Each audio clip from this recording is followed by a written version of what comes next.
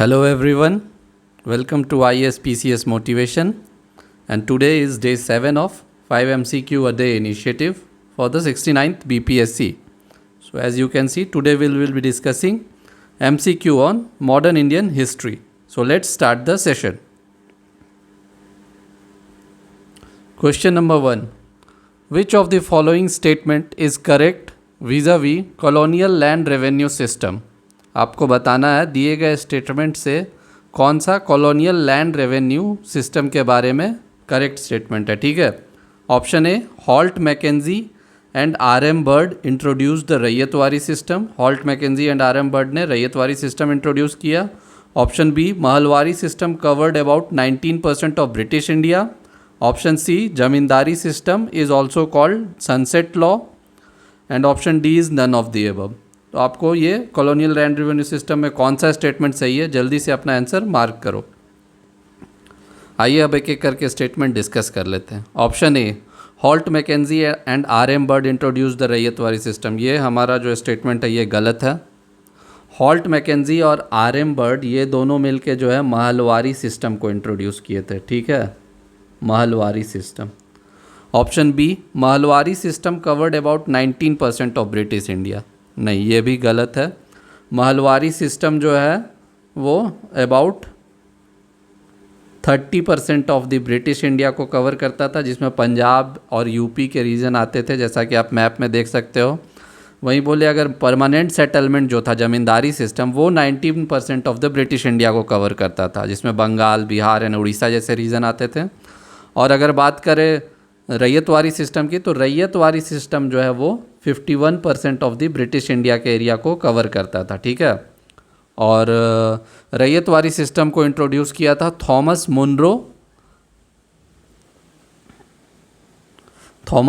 And Alexander Read ने. ठीक है. और परमानेंट सेटलमेंट जमींदारी सिस्टम तो आप जानते ही हो, कॉर्नवालिस जी ने इंट्रोड्यूस किया था 1793 में. और ऑप्शन सी जो है zamindari system is also called sunset law. ये ऑप्शन हमारा सही है. तो हमारा जो करेक्ट आंसर जो हो जाएगा हमारा ऑप्शन सी हो जाएगा. ठीक है. एक्चुअली होता क्या था कि ज़मींदारी सिस्टम में था कि एक जो फिक्स्ड डेट रहता था, तब तक रेवेन्यू जो है लैंड रेवेन्यू लाके ब्रिटिश ऑफिशियल्स में के पास जमा कर देना है ज़मींदार्स को. अगर तब तक वो नहीं जमा करते थे by sunset of that day, तो उनका जो वो ज़मींदारी था वो वापस ले लिया जाता था. इसीलिए इसको सनसेट लॉ भी बोलते थे. ठीक है. तो ये था क्वेश्चन नंबर 1.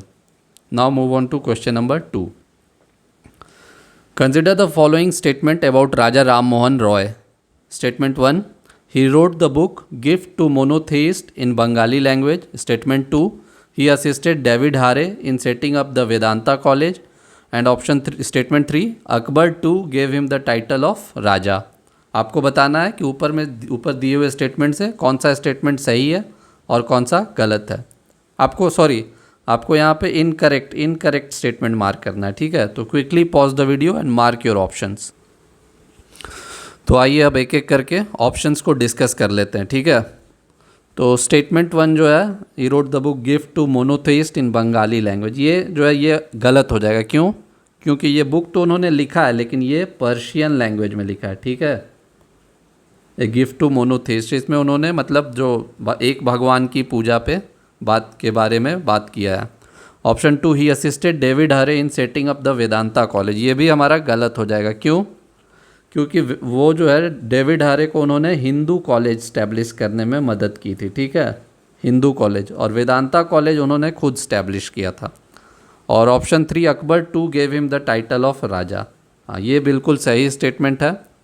जब उन्होंने राजा राम मोहन रॉय जी को जब वो एज एन एम्बेसडर भेज रहे थे ब्रिटिश गवर्नमेंट के पास, तो तब उन्होंने इन्हें राजा का टाइटल दिया था. ठीक है. तो जो हमारा इनकरेक्ट ऑप्शन है 1 एंड 2, तो सही जो ऑप्शन आंसर हो जाएगा वो ऑप्शन बी हो जाएगा, 1 एंड 2 ओनली. और ठीक है. गिफ्ट, अगर और थोड़े से फैक्ट्स की बात कर ले तो ये 2 मैगजीन भी ये लिखते थे. मिरातुल अकबर जो कि पर्शियन में रहता था, और संवाद कौमुदी जो कि बंगाली में रहता था. ठीक है. और जो इन्होंने सभा इनका ऑर्गेनाइजेशन का नाम था ब्रह्मो समाज. ठीक है. और इन्हीं के मदद से जो है वो 1829 में विलियम बेंटिक ने, इन्हीं के एफर्ट के कारण एबोलिशन ऑफ सती हुआ था। ठीक है, तो ये कुछ बेसिक फैक्ट्स थे राजा राम मोहन रॉय, जो इम्पोर्टेंट पर्सनालिटी हैं। पर्सनालिटीज़ पे बहुत क्वेश्चन आता है बीपीएससी पे, तो ये क्वेश्चन नंबर 2 था। Move on to question number 3। Question number 3 says which of the following pairs are matched correctly. एक तरफ गवर्नर जनरल के नाम दिए हुए, दूसरी तरफ उनके ड्यूरेशन में जो इंपॉर्टेंट काम से उनके नाम दिए हुए हैं, तो आपको बताना है इसमें से कौन सा सही है। William Bentinck, establishment of thuggee and dacoity department. Ellenborough, first Afghan war. Dalhousie, public works department. Ripon, negotiable instrument act. ठीक है, तो जल्दी से वीडियो को पॉज करो और मार्क करो अपने आंसर को। आइए अब हम लोग एक एक करके देख लेते हैं कि कौन सा सही है। William Bentinck, establishment of thuggee and dacoity department, ये बिल्कुल सही है। विलियम बेंटिक के टाइम में ही ठगी एंड डकैती डिपार्टमेंट का इस्टेब्लिशमेंट हुआ था। इसके एक इम्पॉर्टेंट और ऑफिसर है स्लीमैन, इन्होंने ओवरसी किया था इस डिपार्टमेंट को और ठगी और डकैती को सप्रेस करने में बहुत इंपॉर्टेंट कंट्रीब्यूशन दिया था उस टाइम। एलन बोरो, फर्स्ट अफगान वार, ये हमारा ये जो ऑप्शन है ये गलत है। फर्स्ट अफगान वार से जुड़े हुए थे ऑकलैंड। ठीक है, ऑकलैंड के बाद एलन बोरो आए हैं, तो फर्स्ट अफगान वार के टाइम ऑकलैंड गवर्नर जनरल थे। Option 3 Dalhousie, public works department, ये बिल्कुल सही है। ऑल्दो डलहौजी का नाम जो है मोर ऑफ एन इम्पीरियलिस्ट आता है, लेकिन बहुत सारे सिविल वर्क्स इनके टाइम में हुआ, जैसे पब्लिक वर्क्स डिपार्टमेंट हुआ, गंगा कैनाल का कंप्लीशन हुआ, फिर रेलवेज़ का फाउंडेशन हुआ, टेलीग्राफ लाइन की इस्टेब्लिशमेंट हुई, तो इस तरीके के वर्क्स इन्होंने किया है। And option 3 Ripon, negotiable instruments act, ये भी बिल्कुल सही है। रिपन भी बहुत इंपॉर्टेंट गवर्नर जनरल रहे, इनके टाइम में नेगोशिएबल इंस्ट्रूमेंट एक्ट्स आया। फर्स्ट लेबर लॉ भी रिपन के टाइम में आया। इनका टाइम वो इल्बर्ट बिल कंट्रोवर्सी के लिए भी फेमस है। तो इस तरीके से बहुत सारा इंपॉर्टेंट इवेंट्स जो है रिपन के टाइम भी हुआ। तो हमारा जो करेक्ट आंसर हो जाएगा option 1, 3 and 4, that is option D. ठीक है, गवर्नर जनरल के बारे में भी क्वेश्चंस पूछे जाते हैं बीपीएससी में, तो आप उनके कार्यकाल में जो इंपॉर्टेंट वर्क्स हुए हैं उनको देख लीजिएगा। Now move on to question number 4। Match the following pairs correctly. ठीक है, आपको एक तरफ ट्राइबल मूवमेंट्स दिए हुए हैं और दूसरे तरफ उनके लीडर का नाम दिया हुआ है, तो आपको मैच करना है कि किस मूवमेंट को किस लीडर ने लीड किया था। ठीक है, तो जल्दी से वीडियो को पॉज कीजिए और अपना आंसर मार्क कीजिए। आइए एक एक करके अब ये रिवॉल्ट को देख लेते हैं। पहला है कोल म्यूटिनी। तो कोल म्यूटिनी के जो हमारे जो लीडर थे वो थे बुद्धो भगत। ठीक है, ये 1831 में छोटा नागपुर रीजन में ये कोल्स का रिवॉल्ट हुआ था, उनके लैंड से रिलेटेड इश्यूज था, तो ये बुद्धो भगत के लीडरशिप में कोल म्यूटिनी हुआ था। ठीक है, number 2 Khond rebellion. Khond rebellion जो है वो 1837-38 के टाइम से स्टार्ट हुआ था और ये खोंड रेबेलियन जो है उड़ीसा और आंध्रा रीजन में हुआ था और इसके इम्पॉर्टेंट लीडर थे चक्रा बिसोई। और एक इम्पॉर्टेंट रीजन एजिटेशन का था कि ब्रिटिश लोग जो इनके बीच में एक हेड हंटिंग का प्रैक्टिस था, ह्यूमन सेक्रीफाइस का, उसको बंद कर रहे थे। इसके अलावा लैंड से भी रिलेटेड इश्यूज थे, मनी लेंडर से भी रिलेटेड इश्यूज थे, लेकिन ये एक कल्चरल इशू भी था खोंड रेबेलियन के साथ।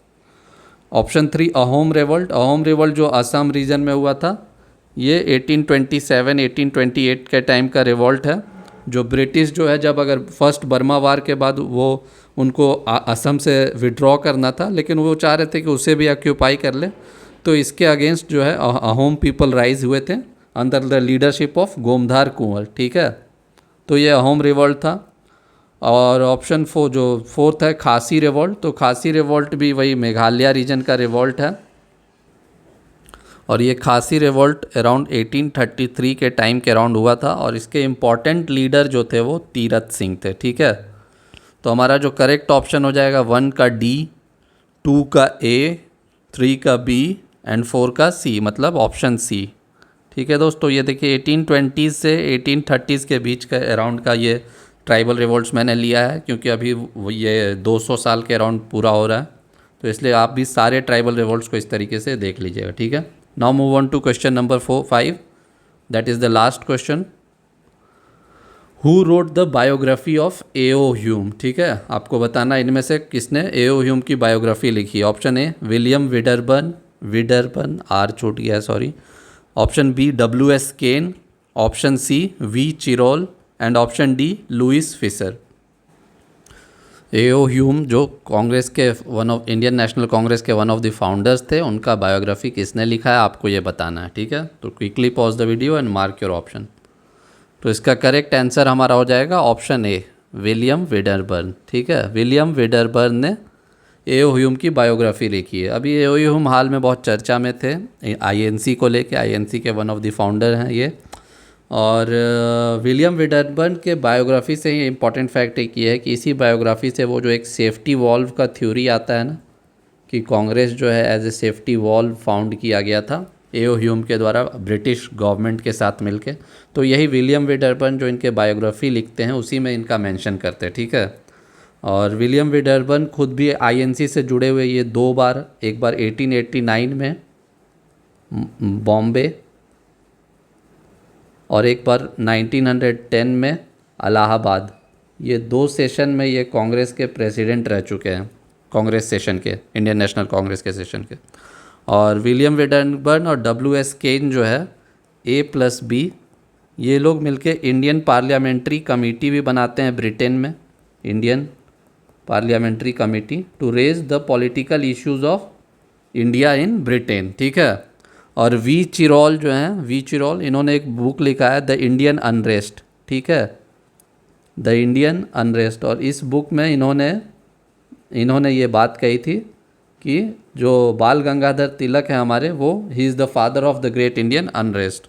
और लुइस फिशर जो है, ये गांधी जी पे बहुत बुक लिखे हैं, ठीक है, महात्मा गांधी जी पे इनका बहुत सारा, जैसे एक important book the life of Mahatma Gandhi इन्होंने लिखा है, the life of Mahatma Gandhi, ठीक है। तो बुक्स एंड ऑथर्स से भी क्वेश्चंस आते हैं, तो इसलिए मैंने ये सारा डिस्कस कर लिया, ठीक है। So thank you for your patience listening and please mention your marks in the comment box.